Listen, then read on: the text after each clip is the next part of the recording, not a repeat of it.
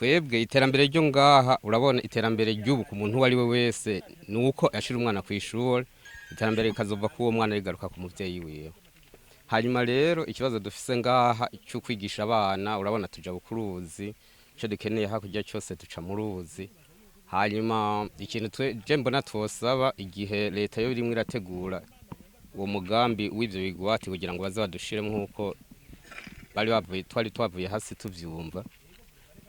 abana bafise ikibazo cyo kwiyunguruza rero ubwato dufise bagenderamwo n'ubwa penikoti yaduhaye hanyuma nabwo buriko burakura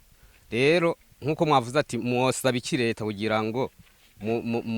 mwe muragize ikintu mwasaba leta n'igiki muri nko muri aka kanya bishobotse bo baraduhaye ubwato bwaburagira mu gihe tukirindira ivyo bigwati kw'ivyo bigwati byo bije leta